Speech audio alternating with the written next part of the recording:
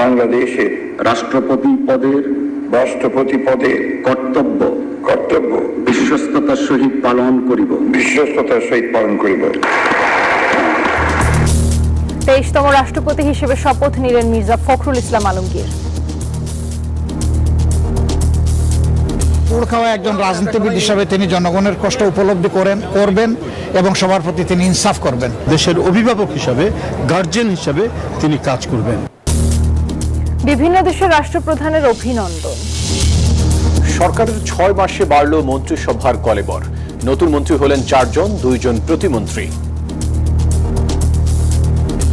আমাকে যে দায়িত্ব দেওয়া হোক না কেন, নিষ্ঠার সাথে যেভাবে শপথ পালন করলাম সেভাবে আমি পালন করব। Wherever I am placed, alhamdulillah, it's nothing but a great opportunity again to work for the people. Evaluation হবে, মন্ত্রিসভার কিছু রদবদল হবে, পরিবর্তন হবে। এটা একটা গণতান্ত্রিক নির্বাচিত সরকারের রুটিন কাজ।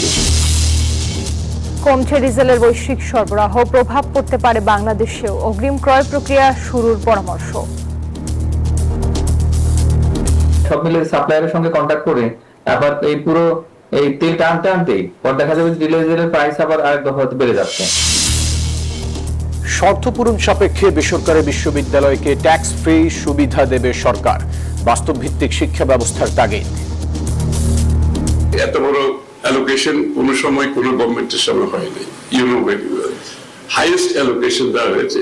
মাননীয় প্রধানমন্ত্রীর একটা ভিশন হচ্ছে আমরা কি শর্ট কোর্স ইন্ট্রোডিউস করতে পারি কিনা, হতে পারে তার উপর ভিত্তি করে ফ্রিল্যান্সিং এর কাজ করতে পারবে সেই শিক্ষার্থী। সিজারের পর পেটে গজ রেখে সেলাই, 1.5 মাস পর প্রসূতির মৃত্যু। কণিকা রানীর পরিবারের পাশে স্বাস্থ্যমন্ত্রী। কলকাতায় অগ্নিকাণ্ডে নিহত 6 বাংলাদেশির মরদেহ দেশে আসবে কাল। একজনের সৎকার হবে পশ্চিমবঙ্গে। দর্শক, স্বাগত নিউজ 24 সংবাদে। আর পুরো আয়োজনে আপনাদের সাথে আছি আমরা দুজন, আমি ফয়সাল মাহমুদ এবং আমি জান্নাতুল ফেরদৌস রুবা। দর্শক, দেখছিলেন সুপার বোর্ড সংবাদ শিরোনাম। চলে যাব পুরো খবরে। বাংলাদেশের 23তম রাষ্ট্রপতি হিসেবে শপথ নিলেন মির্জা ফখরুল ইসলাম আলমগীর। সন্ধ্যা 7:30টায় বঙ্গভবনের দরবার হলে আয়োজিত অনুষ্ঠানে রাষ্ট্রের সর্বোচ্চ পদের দায়িত্বভার গ্রহণ করেন এই বর্ষিয়ান রাজনীতিবিদ। আর তাকে শপথ বাক্য পড়ান জাতীয় সংসদের ভারপ্রাপ্ত স্পিকার ব্যারিস্টার কায়সার কামাল। অনুষ্ঠানে ছিলেন প্রধানমন্ত্রী তারেক রহমান সহ বিভিন্ন রাজনৈতিক দলের নেতা, বিশিষ্ট ব্যক্তিবর্গ, বিভিন্ন দেশের কূটনীতিকরা। এখন কিন্তু দেখতে পাচ্ছি বাংলাদেশের তৃণমূলের রাজনীতি থেকে রাষ্ট্রের সর্বোচ্চ পদে আসীন হলেন বিএনপির সাবেক মহাসচিব মির্জা ফখরুল ইসলাম আলমগীর। বাংলাদেশের 23তম রাষ্ট্রপতির শপথ গ্রহণ অনুষ্ঠান মন্ত্রিপরিষদ সচিব নাসিমুল গনির সঞ্চালনায় সন্ধ্যা ঠিক 7:30টায় বঙ্গভবনের দরবার হলে জাতীয় সঙ্গীতের মধ্য দিয়ে এই শপথ অনুষ্ঠান শুরু হয়। এরপরই পবিত্র কোরআন থেকে তেলাওয়াত করা হয়। এরপর রাষ্ট্রপতিকে শপথ বাক্য পাঠ করান সংসদের ভারপ্রাপ্ত স্পিকার কায়সার কামাল। আমি মির্জা ফখরুল ইসলাম আলমগীর সশ্রদ্ধ চিত্তে শপথ বা দৃঢ়ভাবে ঘোষণা করিতেছি যে আমি সকলের প্রতি আইন অনুযায়ী যথাবিহিত আচরণ করিব।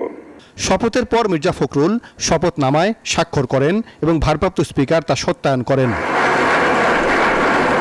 শপথ অনুষ্ঠানে রাষ্ট্রপতির দায়িত্বে থাকা স্পিকার হাফিজউদ্দিন আহমদ, প্রধানমন্ত্রী তারেক রহমান, প্রধান বিচারপতি জুবায়ের রহমান চৌধুরী, সাবেক অন্তর্বর্তী সরকারের প্রধান উপদেষ্টা অধ্যাপক মোহাম্মদ ইউনুস, জাতীয় সংসদের বিরোধী দলীয় নেতা শফিকুর রহমান, বর্তমান মন্ত্রিসভার সদস্য, বিদেশি কূটনীতিক, সংসদ সদস্য এবং বেসামরিক ও সামরিক বাহিনীর ঊর্ধ্বতন কর্মকর্তারা উপস্থিত ছিলেন। বিভিন্ন রাজনৈতিক দলের নেতারাও অনুষ্ঠানের অতিথির সারিতে ছিলেন। একাধিক প্রার্থী থাকায় ৩৫ বছর পর বৃহস্পতিবার জাতীয় সংসদে রাষ্ট্রপতি পদে নির্বাচন অনুষ্ঠিত হয়েছে। বর্তমান সংসদের ৩৪৯ জন সদস্যের মধ্যে ৩৪৩ জন সদস্য এই নির্বাচনে ভোট দেন।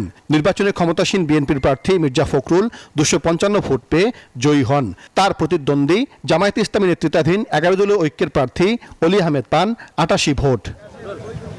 দীর্ঘ বর্ণাঢ্য রাজনৈতিক জীবন শেষে দেশের সর্বোচ্চ অভিভাবক হিসেবে বঙ্গভবনে পথচলা শুরু হলো মহামান্য রাষ্ট্রপতি মির্জা ফখরুল ইসলাম আলমগীরের। আপামর জনগণের প্রত্যাশা, আগামী দিনে যে কোনো সংকট সম্ভাবনা ও দেশের স্বাধীনতা সার্বভৌমত্ব রক্ষায় আলোর দিশারি হয়ে পথ দেখাবেন তিনি। সাইফুল ইসলাম, নিউজ 24, বঙ্গভবন, ঢাকা।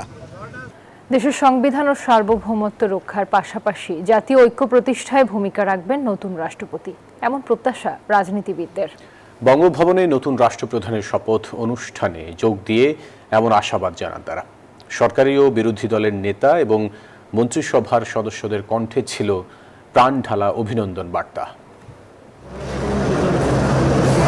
বঙ্গভবনে দরবার হলে নতুন রাষ্ট্রপতি ও 6 মন্ত্রী প্রতিমন্ত্রীর শপথ অনুষ্ঠান স্থল পূর্ণ কানায় কানায়। আইন অনুযায়ী রাষ্ট্রপতি পদে শপথের পর রাষ্ট্রপতিকে ঘিরে রাজনৈতিক নেতাদের কণ্ঠে উঠে আসে নানা প্রত্যাশার কথা। তিনি দলনিরপেক্ষভাবে সকল ধরনের পলিটিক্যাল ডিভাইড এবং অভ্যন্তরীণ সামাজিক যে ফ্র্যাকচার সমস্ত কিছুর ঊর্ধ্বে উঠে তিনি কাজ করবেন, সেই অঙ্গীকার ইতিমধ্যেই তিনি করেছেন। প্রেসিডেন্ট সাহেব যিনি হয়েছেন সকলের স্নেহধন্য, সৎ, যোগ্য মানুষ, ত্যাগী মানুষ, এটা তার বলার অপেক্ষা রাখে না। ওনার ব্যাপারে আমার মনে হয় সমস্ত জাতীয় ঐক্যবদ্ধ, ওনার প্রেসিডেন্টশিপ সবাই স্বাগত জানিয়েছে। নতুন রাষ্ট্রপতি আমাদের অনেক প্রত্যাশা, সে বন্ধু হিসেবে অতুলনীয়, মানুষ হিসেবে ভালো। আমরা আশা করছি তার নেতৃত্বে আগামী দিনে বাংলাদেশ স্বাধীনতা সার্বভৌমত্ব রক্ষা করার ক্ষেত্রে তিনি সব ধরনের ভূমিকা রাখবেন। দেশ ও জাতির স্বার্থে ভূমিকা রাখবেন নতুন রাষ্ট্রপতি, আশা বিরোধী দলীয় নেতার। আমি আশা করব যে পোড় খাওয়া একজন রাজনীতিবিদ হিসাবে তিনি জনগণের কষ্ট উপলব্ধি করবেন এবং সবার প্রতি তিনি ইনসাফ করবেন। যে কোনো দলমতের ঊর্ধ্বে উঠেই তিনি তার মহান দায়িত্ব পালন করবেন। আল্লাহ তাকে সাহায্য করুন, সেই দোয়া করি। 35 বছর পর ভোটে নির্বাচিত দেশের 23তম রাষ্ট্রপতি, সামনে নতুন দায়িত্বের অধ্যায়। রাশেদ জায়হান, নিউজ 24, ঢাকা। বাংলাদেশের 23তম রাষ্ট্রপতি হিসেবে মির্জা ফখরুল ইসলাম আলমগীর নির্বাচিত হয় তাকে অভিনন্দন জানিয়েছেন বিভিন্ন দেশের রাষ্ট্র ও সরকারের প্রতিনিধিরা। শপথ গ্রহণের পরপরই নবনির্বাচিত রাষ্ট্রপতিকে অভিনন্দন বার্তা পাঠিয়েছেন ভারতের রাষ্ট্রপতি দ্রৌপদী মুর্মু। পাকিস্তানের প্রেসিডেন্ট আসিফ আলী জারদারি তাকে অভিনন্দন জানিয়ে ইসলামাবাদ সফরে আমন্ত্রণ জানান। একই সঙ্গে চীন, যুক্তরাজ্য, ফ্রান্স ও সুইজারল্যান্ড পৃথক বার্তায় শুভেচ্ছা জানিয়েছে। এসব বার্তায় বাংলাদেশের সঙ্গে বন্ধুত্বপূর্ণ দ্বিপক্ষীয় সম্পর্ক, পারস্পরিক সহযোগিতা আরও জোরদারের প্রত্যাশা ব্যক্ত করা হয়। সেই সঙ্গে রাষ্ট্রপতির দায়িত্ব পালনে সাফল্য কামনা করেছে দেশগুলো।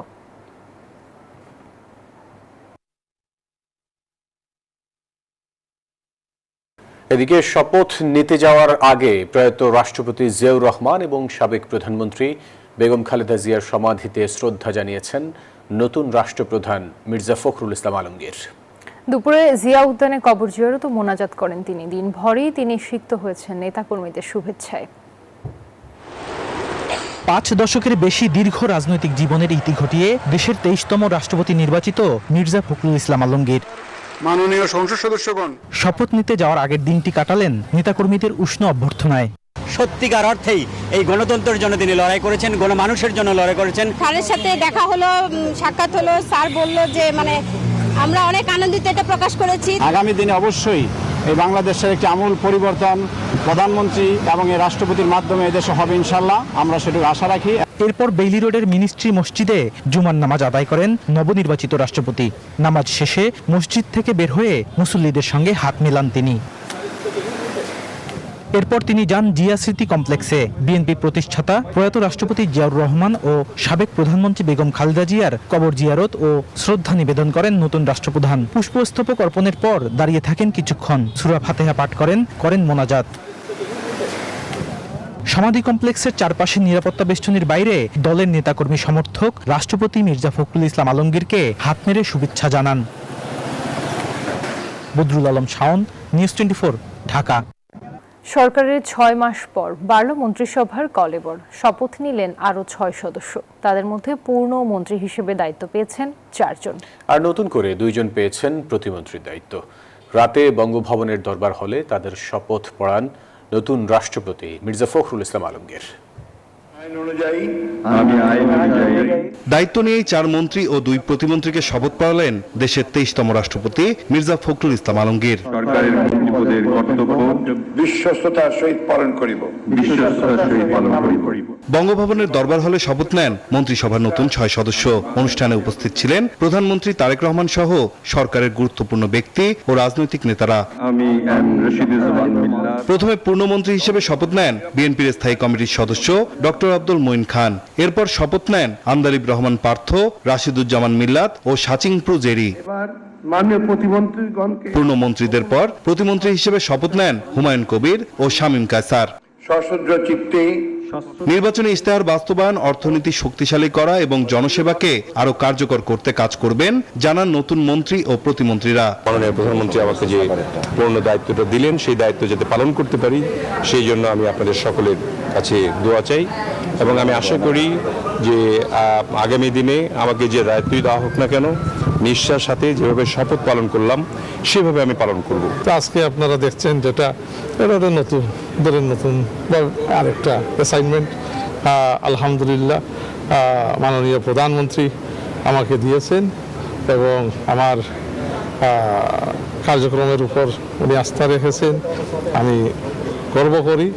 নতুনদের নিয়ে প্রধানমন্ত্রী তারেক রহমানের সরকারের মন্ত্রিসভার আকার দাঁড়ালো 52 জনে। সরকারের দায়িত্ব বন্টনেও এলো নতুন মাত্রা। নাইম আলচিকো, নিউজ 24, ঢাকা। বিশ্ববাজারে অপরিশোধিত তেলের চেয়ে এখন বড় উদ্বেগ হয়ে উঠেছে ডিজেলের সরবরাহ।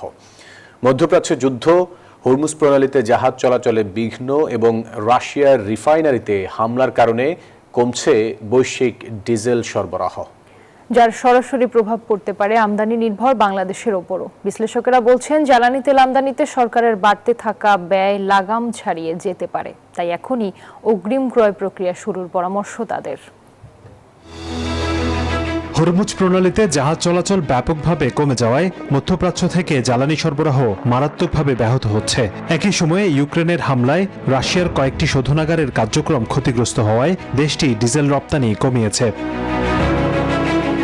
চীন অভ্যন্তরীণ বাজারে জ্বালানি সরবরাহ নিশ্চিত করতে কয়েক মাস ধরে রপ্তানিতে বিধিনিষেধ দিয়ে আসছে। ফলে বিশ্বের 3 গুরুত্বপূর্ণ উৎস মধ্যপ্রাচ্য, রাশিয়া ও চীন থেকে ডিজেলের সরবরাহ কমে গেছে উল্লেখযোগ্যভাবে। সরবরাহের ঘাটতি সামাল দিতে যুক্তরাষ্ট্র ও ইউরোপের শোধনাগারগুলো প্রায় পূর্ণ সক্ষমতায় উৎপাদন চালাচ্ছে। অনেক শোধনাগার নিয়মিত রক্ষণাবেক্ষণের কাজও পিছিয়ে দিচ্ছে যাতে উৎপাদন বন্ধ না হয়। তবে সরবরাহ বাড়ানোর পরও কমছে ডিজেলের মজুদ। বিশেষ করে যুক্তরাষ্ট্র এবং ইউরোপে ডিজেল ও গ্যাস অয়েলের মজুদ দ্রুতই কমে আসছে। ফলে বিশ্ববাজারে চাহিদার তুলনায় ডিজেলের সরবরাহ আরও সংকুচিত হয়ে পড়ছে, যার প্রভাবে স্পট মার্কেটে ডিজেলের দাম বাড়ছে অস্বাভাবিক হারে। বিশ্লেষকরা বলছেন, আন্তর্জাতিক বাজারে সরবরাহ সংকট দীর্ঘ হলে এর প্রভাব পড়তে পারে হাজার মাইল দূরের বাংলাদেশেও। কেননা দেশে ডিজেলের মাসিক গড় চাহিদা 3.5 থেকে 4 লাখ মেট্রিক টন। পণ্যবাহী ট্রাক থেকে শুরু করে বাস, নৌযান, সেচ পাম্প কিংবা বিদ্যুৎ উৎপাদনেও ব্যবহৃত হয় ডিজেল। ফলে সংকট দীর্ঘ হলে আমদানি খরচ বাড়বে অনেক। সরকারি ব্যয় ব্যবস্থাপনা একটা চাপ তৈরি হবে না, কারণ এর মধ্যে যে সরকারি যে আয় মানে বিশেষ করে রাজস্ব আয় সেটা কিন্তু অনেকটা চাপের মধ্যে আছে। অন্যদিকে আমাদের যে ডিজেলের জন্য খরচ, ইম্পোর্ট কস্ট, তো সেটা বেড়ে যাওয়ার কারণে তখন কিন্তু এই অন্যান্য জায়গাতে যে খরচের বন্টন তো সেটা কিন্তু কমে যাবে। বিশ্লেষকরা বলছেন, ডিজেলের বাজারে সরবরাহ সংকট শুধু জ্বালানি খাতেই সীমাবদ্ধ থাকবে না। এর প্রভাব পড়তে পারে পরিবহন ব্যয়, পণ্য উৎপাদন, সরবরাহ ব্যবস্থা এবং শেষ পর্যন্ত সাধারণ মানুষের জীবনযাত্রার খরচেও। এখন যে দাম দেখতে পাচ্ছি 2 দিন পরে হয়তো সেই দাম আরো বেড়ে যেতে পারে। সব মিলিয়ে এখন যদি সরকারি ক্রয় প্রক্রিয়াটা শুরু করা হয় তাহলে সেই ক্ষেত্রে ওটা সিদ্ধান্ত নিতে এবং এটা বাস্তবায়ন করতে এবং সব মিলিয়ে সাপ্লায়ারের সঙ্গে কন্ট্যাক্ট করে আবার এই পুরো এই তেল টানতেই পর দেখা যাবে ডিজেলের প্রাইস আবার আরেক দফা বেড়ে যাচ্ছে। বিশ্লেষকদের আশঙ্কা, আগামী মাসগুলোতে ডিজেলের এই সংকট আরও তীব্র হতে পারে। আর নতুন কোনো যুদ্ধ, প্রাকৃতিক দুর্যোগ বা শোধনাগারে আকস্মিক উৎপাদন বন্ধের ঘটনা ঘটলে পরিস্থিতি আরও জটিল হয়ে উঠতে পারে। হোসাইন শাহাদাত, নিউজ 24, ঢাকা। শর্ত পূরণ সাপেক্ষে বেসরকারি বিশ্ববিদ্যালয়কে ট্যাক্স ফ্রি সুবিধা দেবে সরকার, জানালেন অর্থ পরিকল্পনা মন্ত্রী আমির খসরু মাহমুদ চৌধুরী। সকালে সাভারে বিশ্ববিদ্যালয় মঞ্জুরি কমিশনের উদ্যোগে জাতীয় পর্যায়ের নীতি নির্ধারণী সংলাপে কথা বলেন তিনি। এ সময় বাস্তবভিত্তিক শিক্ষা ব্যবস্থা গড়ার তাগিদ দেন প্রধানমন্ত্রীর উপদেষ্টা মাহদি আমিন। সাভারের বিরুলিয়ার খাগান এলাকায় বেসরকারি একটি বিশ্ববিদ্যালয়ের মঞ্জুরি কমিশনের উদ্যোগে আয়োজিত জাতীয় পর্যায়ের নীতি নির্ধারণী সংলাপে যোগ দেন অর্থ পরিকল্পনা মন্ত্রী আমির খসরু মাহমুদ চৌধুরী। এ সময় অর্থমন্ত্রী বলেন, শিক্ষা খাতে ইতিহাসের সবচেয়ে বড় বাজেট বাস্তবায়ন হয়েছে। জানান, শর্ত পূরণ সাপেক্ষে বেসরকারি বিশ্ববিদ্যালয়কে ট্যাক্স ফ্রি সুবিধা দেওয়ার বিষয়টি বিবেচনা করবে সরকার। আপনারা জানেন, এত বড় অ্যালোকেশন কোন সময় কোন গভর্নমেন্টের সময় হয়নি। You know very well, highest allocation দেওয়া হয়েছে, এবং ইন স্পাইট অফ আমাদের fiscal deficit is so high. এ সময় প্রধানমন্ত্রীর উপদেষ্টা মাহাদি আমিন বলেন, প্রত্যেকটি বিশ্ববিদ্যালয়ের ক্যারিয়ার হাব গঠন করা প্রধানমন্ত্রীর স্বপ্ন। মাননীয় প্রধানমন্ত্রীর একটা ভিশন হচ্ছে আমরা কি শর্ট কোর্স ইন্ট্রোডিউস করতে পারি কিনা, হতে পারে তার উপর ভিত্তি করে ফ্রিল্যান্সিং এর কাজ করতে পারবে সেই শিক্ষার্থী, কিংবা কম্পিউটারের ট্রেনিং, যার উপর ভিত্তি করে পড়াশোনার পাশাপাশি নিজে একটা আত্মকর্মসংস্থানের ব্যবস্থা করতে পারবে। বিশ্ববিদ্যালয়গুলোকে আরো উদ্ভাবনীয়, জবাবদিহিমূলক এবং দক্ষ গ্রাজুয়েট তৈরিতে সক্ষম প্রতিষ্ঠান হিসেবে গড়ে তোলার উপর গুরুত্ব দেন আলোচকরা। পৃথিবীর যে কোনো দেশের সব ইউনিভার্সিটি। Desk report, news 24। কণিকা রানীর পরিবারের পাশে দাঁড়ালেন স্বাস্থ্যমন্ত্রী সর্দার মোহাম্মদ সাখাওয়াত হোসেন বকুল। রাজবাড়ীর বালিয়াকান্দিতে সিজারিয়ান অপারেশনের পর পেটে গজ রেখে সেলাই দেওয়ার অভিযোগে চিকিৎসাধীন অবস্থায় মারা যান কণিকা। অভিযোগ প্রমাণিত হলে জড়িতদের বিরুদ্ধে কঠোর ব্যবস্থা নেওয়ার আশ্বাস দেন মন্ত্রী। নিহতের পরিবারকে দেন 50,000 টাকা। মিঠুন গোস্বামীর পাঠানো তথ্যচিত্রে ডেস্ক রিপোর্ট। বাড়ির উঠোনে এখনো কণিকা মণ্ডলের স্মৃতি, তার আত্মার শান্তি কামনায় প্রস্তুত প্রার্থনার স্থান। ছোট মেয়ে আদ্রিজার বয়স মাত্র 1.5 মাস। সে বোঝে না তার মা চলে গেছেন না ফেরার দেশে। বড় দুই ছেলে পার্থ আর অঙ্কনও ছোট। গত 29 জুন ফরিদপুরের সমরিতা হাসপাতালে সিজারিয়ান অপারেশনের মাধ্যমে 8 মাসের গর্ভাবস্থায় কন্যা সন্তান জন্ম দেন কণিকা মণ্ডল। পরিবারের অভিযোগ, অপারেশনের পর তার পেটে প্রায় 1.5 কেজি গজ রেখে সেলাই করে দেয়া হয়। এরপর ধীরে ধীরে অসুস্থ হয়ে পড়েন কণিকা। অবস্থার অবনতি হলে তাকে নেওয়া হয় ঢাকার একটি বেসরকারি হাসপাতালে। সেখানে চিকিৎসাধীন থাকা অবস্থায় 20 আগস্ট রাতে মৃত্যু হয় তার। ওই ডাক্তারের সাথে যোগাযোগ করা হলে ডাক্তার মানে বলে যে এটা হতেই পারে, মানে না তাল ভানা করে। কিভাবে আমরা মানুষ করব, ভগবান আমাদের সাথে এত নিষ্ঠুর করবে আমরা বুঝতে পারিনি। কণিকার মৃত্যুর খবর গণমাধ্যমে প্রকাশের পর শুক্রবার সকালে উপজেলার বাঘটিয়া গ্রামে নিহতের বাড়িতে ছুটে যান স্বাস্থ্যমন্ত্রী সর্দার মোহাম্মদ সাখাওয়াত হোসেন। পরিবারের সদস্যদের পাশে দাঁড়ানোর পাশাপাশি অভিযুক্তদের কঠোর শাস্তির আশ্বাস দেন মন্ত্রী। আমাদের অবহেলার কারণে একজন মায়েরই অকাল মৃত্যু, একটা নিষ্পাপ শিশুকে যে তার মার চেহারাটা দেখতে পারে নাই, ডাক্তার অবহেলার কারণে যে ঘটনা ঘটেছে, আমরা চূড়ান্তভাবে এটা দেখব এবং এর যথাযথ ব্যবস্থা গ্রহণ করব। কণিকার মৃত্যুর ঘটনায় এরই মধ্যে তদন্ত শুরু করেছে স্বাস্থ্য মন্ত্রণালয়। গঠন করা হয়েছে তদন্ত কমিটি। কমিটিকে আগামী 5 কর্মদিবসের মধ্যে প্রতিবেদন দিতে বলা হয়েছে। জড়িতদের দৃষ্টান্তমূলক শাস্তির দাবি জানিয়েছেন নিহতের পরিবারের সদস্যরা। Desk report, news 24। দুই সীমান্ত দিয়ে কাল দেশে আনা হবে কলকাতায় অগ্নিকাণ্ডে নিহত 6 বাংলাদেশির মরদেহ। সংবাদ সম্মেলনে এ তথ্য নিশ্চিত করেন কলকাতায় নিযুক্ত বাংলাদেশের ডেপুটি হাই কমিশনার। এই শোকের আবহেই আবাসন অব্যবস্থাপনা রোধ ও অগ্নি নিরাপত্তা ব্যবস্থা নিশ্চিতে কলকাতার নিউ মার্কেটের 26 হোটেলের বিরুদ্ধে বিধিনিষেধ আরোপ করেছে স্থানীয় প্রশাসন। কলকাতায় হোটেলে অগ্নিকাণ্ডের পর টনক নড়েছে রাজ্য সরকার ও প্রশাসনের। চলছে আইন শৃঙ্খলা বাহিনীর সাঁড়াশি অভিযান। এর মধ্যে নিউ মার্কেটের মির্জা গালিব স্ট্রিট ও মার্কুই স্ট্রিটের 26 হোটেলকে শোকজ করা হয়েছে। অগ্নি নিরাপত্তা ও ট্রেড লাইসেন্স যাচাই বাছাই না হওয়া পর্যন্ত নিষিদ্ধ করা হয়েছে হোটেলগুলোর বাণিজ্যিক কার্যক্রম। এদিকে ভারতে প্রচলিত আইনে অনিচ্ছাকৃত খুন, অপরাধমূলক ষড়যন্ত্র সহ মোট 3 আইনে আটক হোটেল শিখাইনের ইজারাদারকে নেওয়া হয়েছে 14 দিনের পুলিশি হেফাজতে। পলাতক হোটেল মালিক বীরেশ্বর মিত্রকে পাকড়াও করতে চলছে অভিযান। আবাসন ব্যবস্থাপনায় অনিয়ম রোধে তৎপরতা বাড়লেও শোকে মূর্ছা যাচ্ছেন নিহতদের স্বজনরা। দ্বারস্থ হয়েছেন কলকাতার বাংলাদেশ হাই কমিশনে। পুলিশ স্টেশনে যাবো, সেখান থেকে কাগজপাতি জমা দিয়ে ওরা যে কাগজপাতি দেবে সেটা পূরণ করে তারপর আমরা দেহটা হ্যান্ড ওভার দিবে করছে। নিউ মার্কেট পুলিশ থানা গিয়েছে, যাইয়ে আমরা সোনা বোঝা করলাম, তো ওখান থেকে বললো যে এমবিসি যাইয়ে একটা অ্যাপ্লিকেশন পুরো পে করেন। নিহত 7 বাংলাদেশের মধ্যে 5টি মরদেহ বেনাপোল ও একটি ভুমরা সীমান্ত দিয়ে দেশে পাঠানো হবে বলে জানিয়েছেন কলকাতায় নিযুক্ত বাংলাদেশের ডেপুটি হাই কমিশনার। 5টি মরদেহ, কুষ্টিয়া 4 জন, একই পরিবারের 4 জন এবং ঢাকার যে একজন আছে তার মরদেহ বেনাপোল সীমান্ত দিয়ে বাংলাদেশে পাঠানোর ব্যবস্থা করেছি এবং আর সাতক্ষীরার একজন ভুমরা সীমান্ত দিয়ে বাংলাদেশে ফেরত পাঠানোর জন্য আমরা প্রয়োজনীয় ব্যবস্থা নিয়েছি। তবে নিহত সাতক্ষীরার কালীগঞ্জের বাসিন্দা রেবতী সরকারের মরদেহ কলকাতায় সৎকার করতে চান পরিবারের সদস্যরা। এতে ঢাকার পররাষ্ট্র মন্ত্রণালয়ের সহায়তা প্রত্যাশা করছেন তারা। Desk report, news 24। আর এই ছিল নিউজ 24 সংবাদে। এতক্ষণ সাথে থাকার জন্য অসংখ্য ধন্যবাদ সবাইকে।